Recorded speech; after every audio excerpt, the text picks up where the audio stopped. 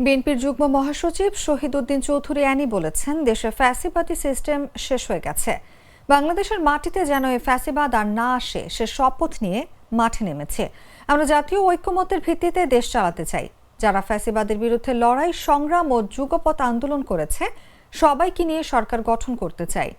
দুপুরে লক্ষ্মীপুর সদরে একটি অনুষ্ঠানে তিনি এসব কথা বলেন। অ্যানি বলেন, জামায়াত ইসলামের শীর্ষ পর্যায়ের এক একজন এক এক কথা বলেন।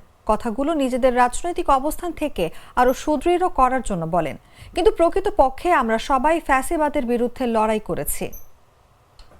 ফ্যাসিবাদী কতটা শক্ত ছিল, তায়ের মিয়াদের শাসন কতটা ভয়ঙ্কর ছিল, তার ছেলেদের শাসন কতটা ভয়ঙ্কর ছিল, এই যে এতগুলো লোককে বিদ্যাঙ্গলি দেখিয়ে যা ইচ্ছা তা করে গেছে। তো এই যে চিন্তাধারা, এই যে ফ্যাসিবাদের যে সিস্টেম, এই সিস্টেম শেষ হয়ে গেছে, বিলুপ্তি হয়ে গেছে। বাংলাদেশের মাটিতে যারা এই ফ্যাসিবাদ আর না আসে সেই শপথ দিয়ে আমরা মাঠে নেমেছি, সে অঙ্গীকার নিয়ে আমরা মাঠে নেমেছি। সেখানে আপনাদের সহযোগিতা বিশাল ছিল। আমরা বলি নাই যে ভোট হবে কালকে আমরা এককভাবে ক্ষমতা আসে দেশ চালাবো না। আমরা জাতীয় ঐক্যমত্যের ভিত্তিতে দেশ চালাতে চাই। যারা ফ্যাসিবাদের বিরুদ্ধে লড়াই করেছে, যারা ফ্যাসিবাদের বিরুদ্ধে সংগ্রাম করেছে, যারা যুগপৎ আন্দোলন করেছে, আজকে নানা খান থেকে অনেক বক্তব্য দিতে চান, অনেক কথা বলতে চান। কথাগুলো অনেক সময় অনেকে পরিষ্কার করেন, অনেকে পরিষ্কার করেন না। এই জামাত ইসলামের এখানে নেতৃত্ব আছেন, তাদের উপর পর্যায়ে এক এক সময় এক এক কথা বলেন। অনেক কথাগুলো এটা কিন্তু হয়তোবা নিজের রাজনৈতিক অবস্থানটাকে আর একটু সুদৃঢ় করার জন্য করেন, কিন্তু প্রকৃতপক্ষে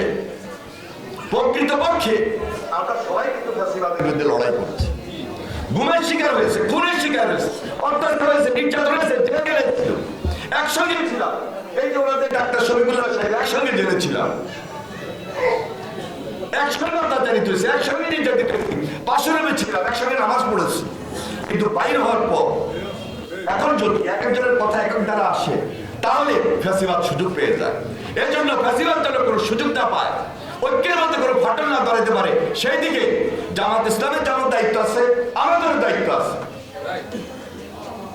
আমরা এই দেশের মানুষকে অভয় দিতে চাই, আমাদের ঐক্যে যেন কোনো ফাটল না আসে।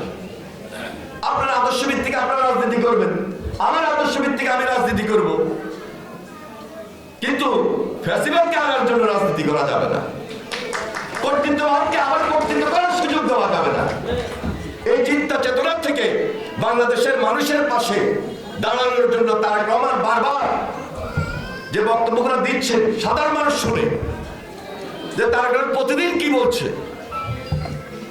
তারেক রহমান তো শুধু বিএনপি নেতৃত্ব দেওয়ার জন্য, বিএনপিকে ক্ষমতা দেওয়ার জন্য সেই দীর্ঘ দিন থেকে, বিশেষ করে 2018 পর থেকে লন্ডনে বসে দলের জন্য এককভাবে রাজনীতি করেন নাই, দেশের পক্ষে জনগণের জন্য রাজনীতি করেছেন, সকল পক্ষে একত্রিত করেছেন, সকল মানুষকে একত্রিত করেছেন।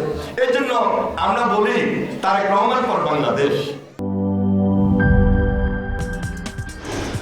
কি boss, vital match, tough opponent, tension? Come on bro, অপোনেন্টকে নিয়ে ভাবার সময় আছে। আসল অলরাউন্ডারের কাজই তো হলো যে কোনো টাফ সিচুয়েশনে টিমকে অলরাউন্ড প্রোটেকশন দেওয়া। জাস্ট লাইক মাই টাইলক্স, যার অ্যান্টিব্যাকটেরিয়াল এজেন্ট টয়লেটের কোনায় কোনায় পৌঁছে 99% জীবাণু ধ্বংস করে, টয়লেটের কঠিন দাগ ও দুর্গন্ধ দূর করে টয়লেটকে রাখে ক্লিন আর সুবাসিত। টাইলক্স টয়লেট ক্লিনার, ক্লিন মানেই টাইলক্স।